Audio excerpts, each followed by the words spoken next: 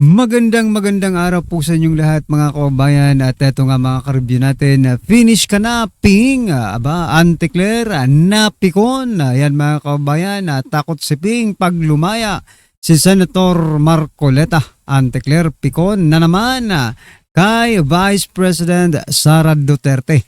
Yan po ang ating alamin mga kababayan sa video ito, pero bago po natin simulan yan, palike naman po ng video ito.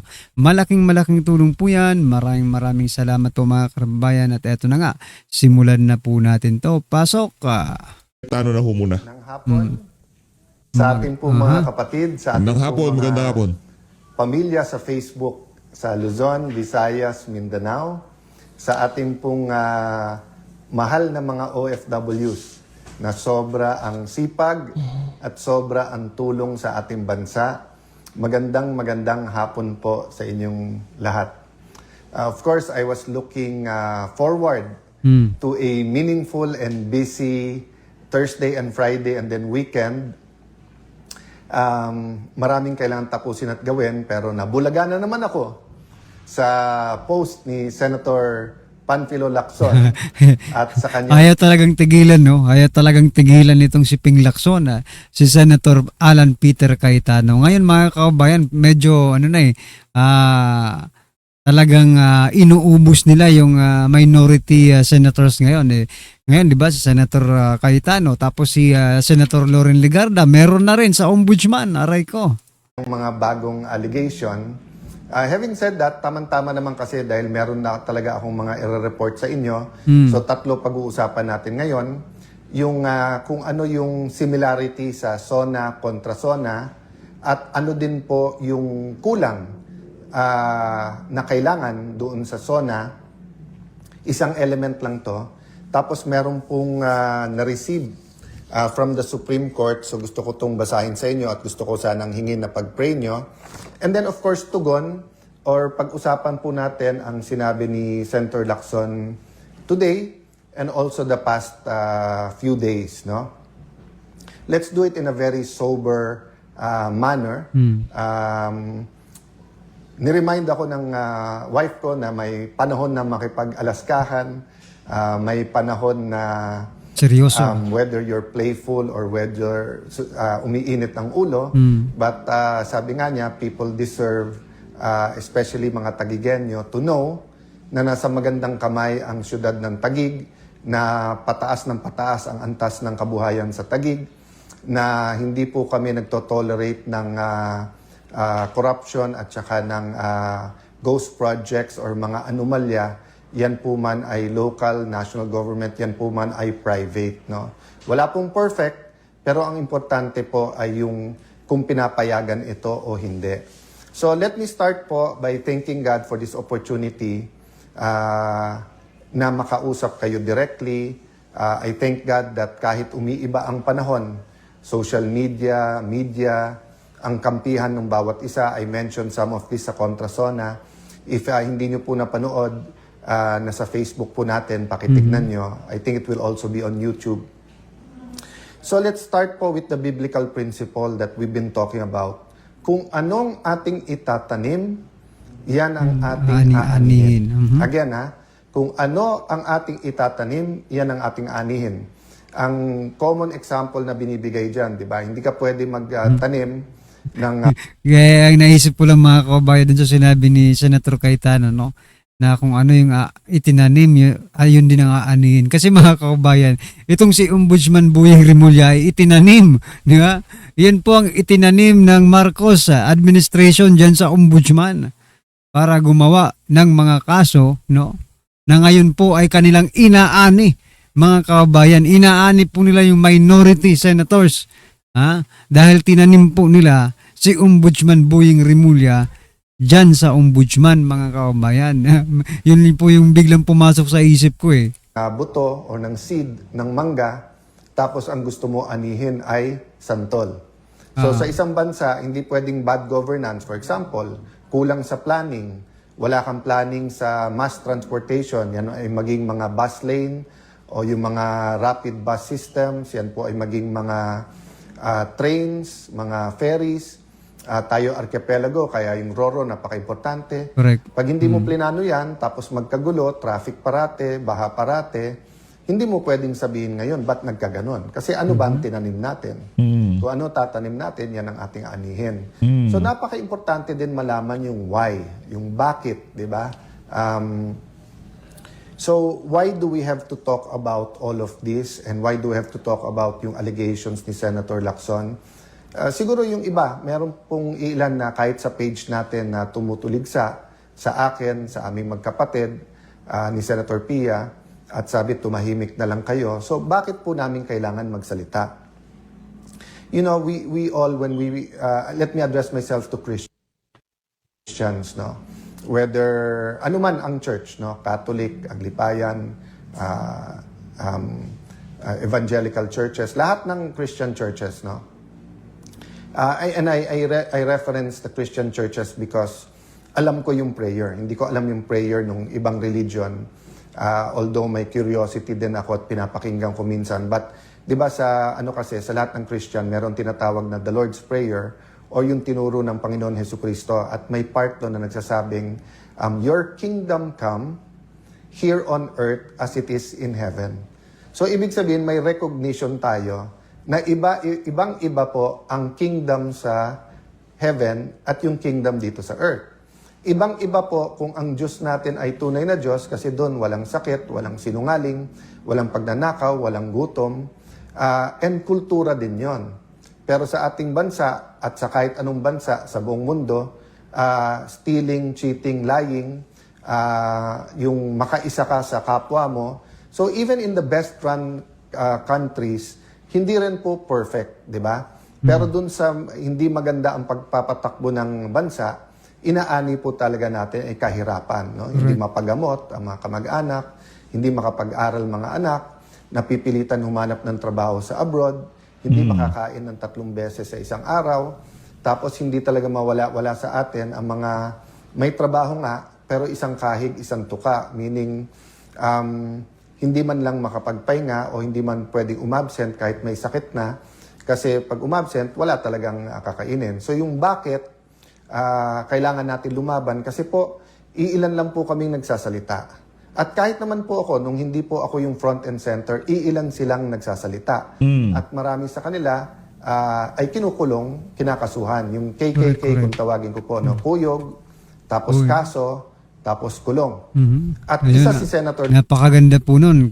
KKK, kuyog, kaso, kulong. Ayan, yan po ang estratehiya ng administrasyong ito. Para hindi po mabulgara. Actually, bulgar na no? Para siguro pagtakpan na lang, no? Yung mga mastermind, mga kaubayan.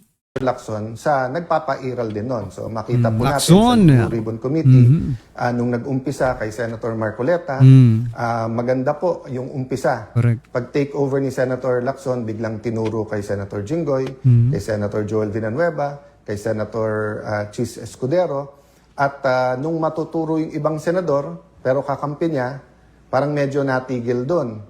So, ganun din po, no? Nung una, kung saan-saan tinuturo, kung umaabot na sa mga sekretary, umaabot sa Malacanang, pero si Senator Lacson, hindi na dinala yung witness, siya na yung sumagot. On the record po lahat yan. At siya naman po, sinasagot niya yan. So, paano tayo humantong dito? So, doon pa muna po ako sa bakit. Pag wala na pong nagsalita at na-cover up po, to be fair to this administration, to be fair to President Marcos Jr., umuusad, may mga nakukulong, may investigasyon, may lumalabas. To be fair to Secretary Dizon, for example, iniikot niya yung mga lugar at pinabibilisan. Pero yung hinahanap natin na komprehensibo na lahat ng lugar at lahat ng kontrata, wala. Or bitin pa. And then you have, of course, people, hindi ko na sila isa-isayin, ayaw ko sila maging target. Whether yan ay mga kongresista, yan ay mga progressive groups, Mga buhaya. yan po ay mga kolumnista, yan po ay mga matagal na sa politika or mga former secretaries ay nagsasalita. Talagang may tinitignan, may tinititigan, di ba? So there are much bigger contractors, especially if they're powerful or powerful contractors of the powerful people, na parang hindi tinitignan. Pero tignan nyo po, katulad sa akin, sa Taguig, after May 11, sinabi ko na po sa inyo, handa ako sa cost. Diba? Mahirap po, mahirap. Marami akong kinailangan sabihan na wag nyo ako alalahanin kung ako'y kasuhan nila o ikulong. Sana naman po walang patayan, sana po walang assassination plot. And I don't think naman na meron. Pero yung kaso at kulong, tinanggap na po namin yan. Diba? At marami nagsasabing, yung kaso ni Senator Marcoleta, wala yan, hindi totoo yan, never nagkaroon ng ganyan, na campaign donation, sasabihin plunder, tapos sinabi yan sa mga nag-donate, like Mike Defensor, huwag kayong mag-alala, bailable yan, kasi hindi naman, porque nag-donate ka at siya na plunder, ikaw rin, pero kita mo, nakakulong na sila ngayon, di ba? Correct. Sabi nga ni Senator Jinggoy, sa tamang panahon, di ba, yung ebidensya din ng hawak niya. So, mabigat po kung tingin nyo po hindi stressful, kung tingin nyo po kahit kami nakasmile na parang araw-araw, tinatanong namin sa sarili namin kailan magbabago, kailan po ang mahirap, hindi na kailangan isipin ang pagpapagamot sa kanilang mga anak, kailan po ba yung mga probinsyang napabayaan ay magkakaroon din ng tren, ng internet. Yan po ipangarap natin lahat. Ang question, sinong tatayo, sinong lalaban, sinong magsasalita. Madali pong sabihin matapang pag nasa administrasyon. Senator Lacson, I never doubted na matapang. Pero katulad ngayon, kaya madaling magturo sa lahat, lahat na sa kanya eh. Lahat sa administrasyon, lahat kakampi niya eh. Di ba? So, ibig sabihin, magpalitan man kami ng akusasyon, hawak niya lahat. Sa akin, sinong tutulong, sinong may hawak ng dokumento na ilalabas. Pag pinail ko halimbawa libel, kasi kung ano-ano sinasabi, baka matanggal pa ang piskal eh, kapag ka-pinail nila, no? Yung kaso sa mga committees, I believe naman hindi independent sa bawat isang mga senador, pero yun nga kasi style ni Senator Lacson, old style yon, yung may dossier ka, may hawak ka, tapos ililik mo through your other colleagues na, eto mga hawak pagka nagkalaban or kaya makikipagkaibigan sa'yo, pero once na hindi kayo nag-agree, tututukan ka na. At ngayon, ako naman ang sinasampulan niya, di ba? So, may score yan eh. So, sinampulan niya si Jinggoy, sinampulan niya po si Senator Marcoleta, Senator Chi, Senator Joel. So, 2-all lang score. So, syempre, medyo nagtatampo din si Senator Lacson. Ba't nagkaganon? Problema, di ba, nagkaroon ng coup sa Senate, nakaupo kami, 13, kailangan nila ng boto. So, now, ako naman po ang tinututukan niya. Sabi nung iba, Sen, siya lang po yun. Walang kilalaman ng Malacanang, wala yung iba. I don't really know. And I'll give Hindi, I mean, kung gusto bigyan ng benefit of the doubt nitong si Senator Alan, maliwanag, simple at maliwanag. Pagkasangkapi, hidira siya.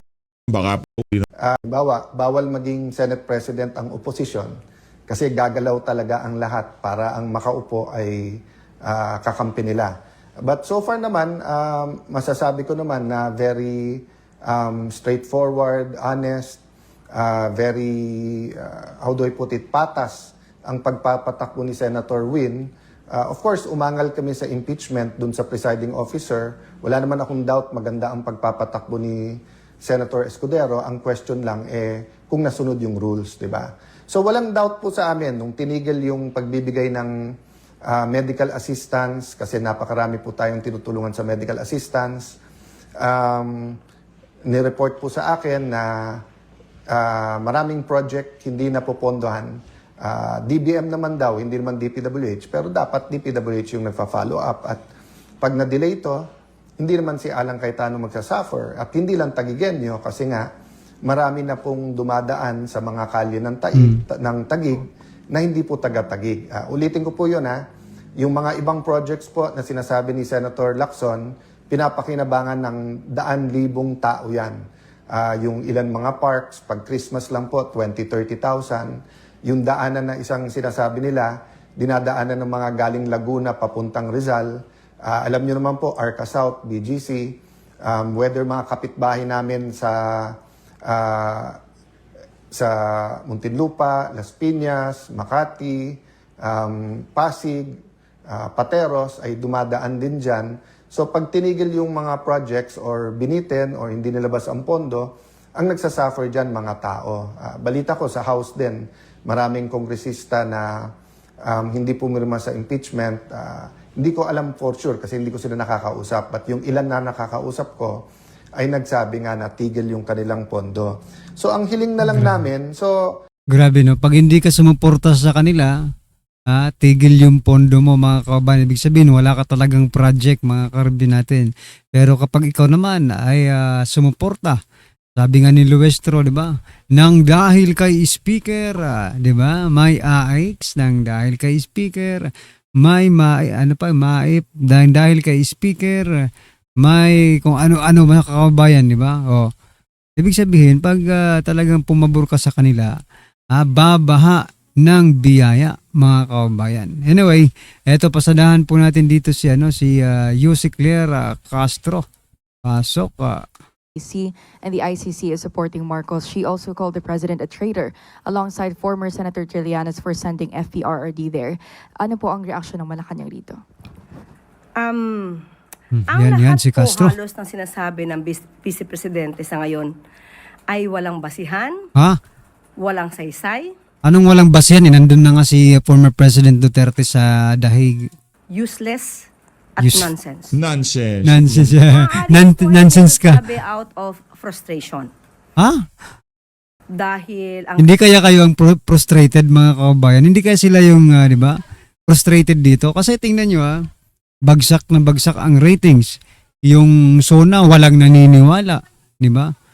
Hirap na hirap talaga kayong paniwalain. Kaya I think mga kababayan, it is not the Vice President who is dito, frustrated. Kung di kayo, kayo ang frustrated mga kababayan, itong administrasyong ito, especially itong si Claire Castro, kanyang ama ngayon ay nililitis sa ICC.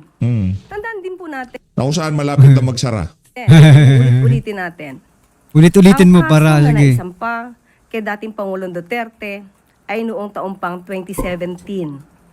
Habang ang Pangulo, si Pangulong Marcos Jr. noon, ay isang ordinaryo at pribadong mamamayan lang. Hindi ito kasalanan ni Pangulong Marcos Jr. Tumutupad lang ang Pangulo sa batas. Kung meron dapat sisihin, walang iba, kundi ang kanyang Duterte. sariling ama. Dahil sa mga Mission accomplished mga kababayan, di ba? Nadali na naman ni Castro, ni Yussi Claire Castro, nasambit na naman ang magic word, Duterte. Kompletong-kompleto na naman at malamang tuwang-tuwa na naman si Claire Castro.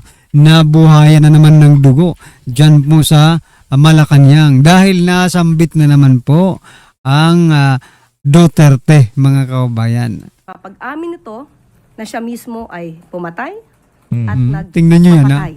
Grabe yung pagka-twist ni Claire Castro, very smooth mula dito hanggang Duterte mga kababayan. Ng ano? Galit na naman tong si Auntie Claire. Galit yan. Ako, perpetrators. Oh. Malamang ay ikanalulungkot lamang niya dahil ang ICC ay isang impartial court. Hindi Impartial. maaaring gamitan ng impluensya We, at hindi kayang takutin, nasaktan o anumang pwedeng gawing karahasan. parang yung mga reporter dito, hirap na hirap. Parang ayaw din nilang maniwala dito kay Claire Castro. Tingnan yung mga itsura kanina, di ba? Parang very sad sila sa mga pinagsasabi, no, ni Castro.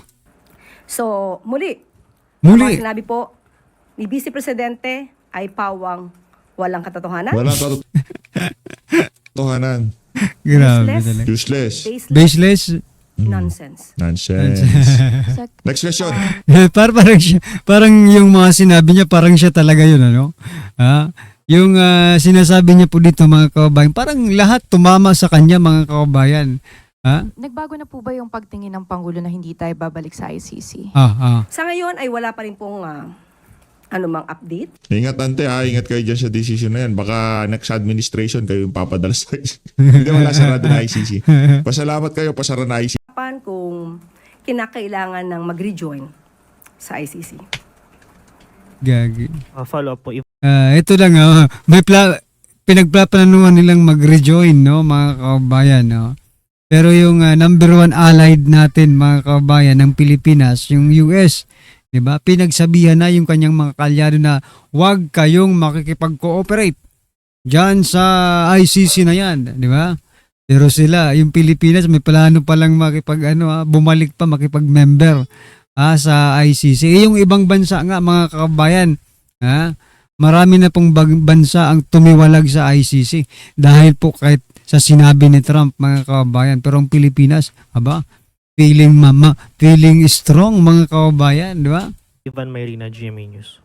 Yusek, maidagdag ko na rin. In Ah. describing gun violence, Ayun. VP Sara in that same speech said that she can hire a gunman for 5,000 pesos in the Philippines to kill her husband's mistress, citing a hypothetical si Sir- example.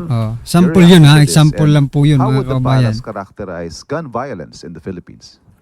Sample lang po yun, ha? Ang Pangulo po at ang administrasyon na ito ay kumakalaban po sa mga criminal acts, sa mga ginagawa Kasi sinasabi nga nila, safe na ang Pilipinas, di ba? Safe na mga pa kayo kung saan nga may mga krimen nangyayari. ng krimen. Oh, Kung siya naman po pala ay mayroon ng ayan kinalaman, na, ha? Ayan na. Example lang yun, ha? Example lang yun ni VP Sara. Grabe itong si Claire. patungkol dito, hindi po ba dapat siya ay tumulong para ito ay mabawasan? Maibigay Grabe, ha? Example nga lang yun ni VP Sara dito sa Pilipinas. Di ba? Sabi ni Ivan. Di ba? Pero grabe, inano talaga ni Claire dito, niya ha? ang datos patungkol dito. Matagal na siyang opisyal, matagal din namuno ang kanyang ama. Wala, bilang sige, Bira. presidente. Ngayon sa Former president na naman, mga kabayan, ang bibirahin ni Claire, mga karabin natin, ha? Former president na naman po ang kanyang, kumbaga, titirahin dito. Wata. Kung totoo ang kanyang binabanggit patungkol dito, dapat siya na ang nauna na ito ay pigilan at hindi i-promote Hindi ang pagkausap sa isang assassin para pumatay sa taong kanyang kinaiinisan o sa taong siya ay galit. Nako. Galing, no? Galing ni Claire. Kika na. Question po. Anso Birano. Tapos ka na ba? Bombo Radyo. Pampataas Okay. din ng net shot. May reaction po ba ang Malacanang kung meron lang po? Regarding po sa testimony ng dalawang dating Land Bank branch manager, kaugnay ng withdrawal yan. ng confidential funds ng OBP at DepEd under po ni BP Sara noon. Naniniwala po ba ang palasyo na ang naging testimony ng mga bank Feed the feed, oh. managers ay Naniniwala po ba? Ba't mo tanong kung recruit pa? Kasi na magkaroon po talaga ng transparency and accountability. Ang napatunayan lamang po kahapon ay talagang nagkaroon ng withdrawal. Yun lang. Yun lang. Walang irregularities. Walang ganun, mga kabayan. Legal ang lahat, mga karabin natin. So, anong point dito? Diba? Funds or pera mula sa mga nasabing bangko. At yun ay hindi naman pinasinungalingan. Kung ang nakita nila So, anong problema nyo ngayon? Hindi nga yun, hindi nga pinasinungalingan dahil totoo po yun, mga kabayan. Dahil ganun naman talaga ang proseso. Diba? O, tanungin nyo nga si Claire Castro kung ano ang proseso ng pag-withdraw ng confidential fund ng Pangulo. Tapos i-compare ninyo dito kay Vice President Sara Duterte, baka sabihin nyo, ha? Bakit ang late naman ng kay BP Sara? For example lang, di ba? Kasi ang laki ng confi fund ng Pangulo, umaabot po ng 4 billion plus, di ba? Oh. Kung kay BP Sara nalalakihan na kayo sa withdrawal na yan, ano pa kaya kung meron kang pondo, no? Ano pa kaya kung meron kang 4 point something billion na confi funds?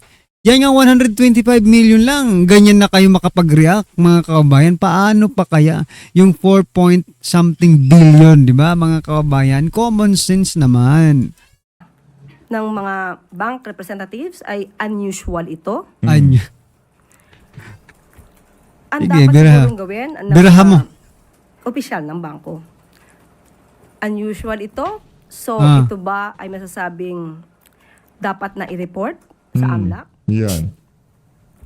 Official man, public official, government, private, kung nakita nilang unusual, hindi po ba dapat ito ay na-report sa AMLAC? Siguro, yun lang po yung naging kakulangan. Yung ano kaya mga kabayan, yung pagkausap ni Claire Castro sa mga vloggers no na may involved na pera ba yon? Correct me if I'm wrong ha, may pera yatang na pag-usapan doon di ba? O pwede kaya yung i-report sa AMLA mga kabayan? Di ba? Kasi hindi naman mga empleyado ng gobyerno yung mga vloggers na yon. Including di umano si Alicia, si Mima Alicia mga kabayan. Di ba? Claire Castro, natatandaan mo ba yung recorded audio? Na may kinakausap ka, di ba? For example lang. Dahil sa ngayon, ang batas natin ay sapat at kinakailangan lamang pong sundin.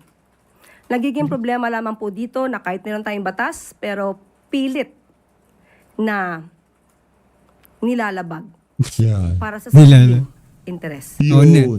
So, Sariling interest ninyo, di ba? Good job ka dyan, di ba? Wala tayong problema dyan. Sariling interest nila, mga kababayan. so, ang kailangan lang po ay mga tao na magpapa-implement ito at susunod sa batas. Mhm. Ma'am, follow up. May Follow up. nakikita po bang pangangailangan ang Malacanang na repasuhin ang mga patakaran sa pag-withdraw at pag-monitor ng confidential funds ng mga ahensya ng gobyerno kasunod po ng naging testimonya ng dalawang bank managers? Mali yung tanong di ba? Wag mo munang repasuhin yung proseso. Dapat yung tinanong dito mga kababayan, ma'am, ano po ba yung proseso ng pag-withdraw ng confidential fund ng presidente? Kasi baka mamaya mga kababayan, mas masahol pa yung pag-withdraw, yung proseso ng pag-withdraw ng confi fund ng presidente, di ba? Ma'am, paano po ba yung proseso ng pag-withdraw ng confi fund ng presidente? Ito po ba ay kagaya rin sa proseso ng vice presidente or nung sino mang mayroong confidential fund? Yung dapat yung tanong dun Hindi dapat muna ripasuhin. Alamin muna kung ito ba ay standard or hindi standard, unusual or usual po ba itong nangyayari? To do that, mga kababayan, kailangan po nating malaman yung proseso rin ng presidente.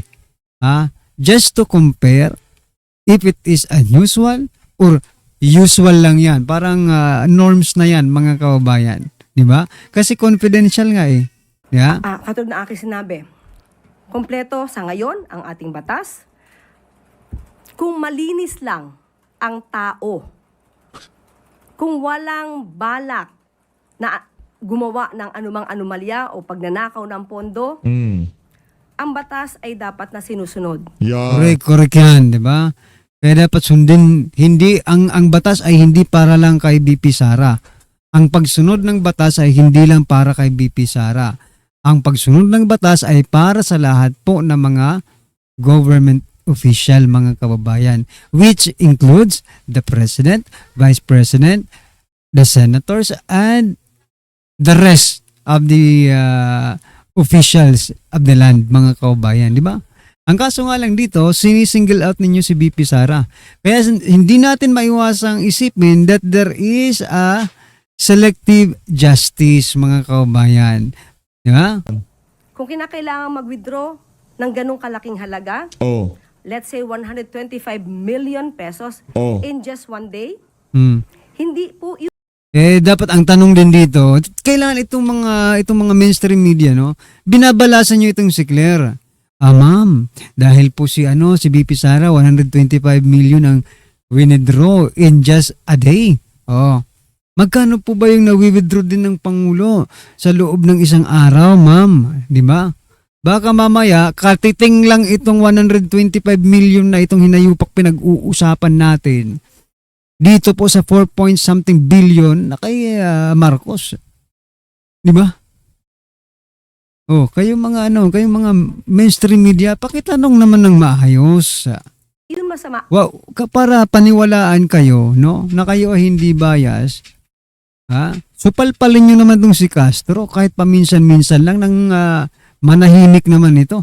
Kung gagamitin sa tama. Yo, So kahit Anyway, ano po ang masasabi nyo dyan mga kababayan? Just comment down below. At syempre huwag pong kalimutang i-like ang video ito mga karibin natin. Malaking tulong po yan. Maraming salamat po.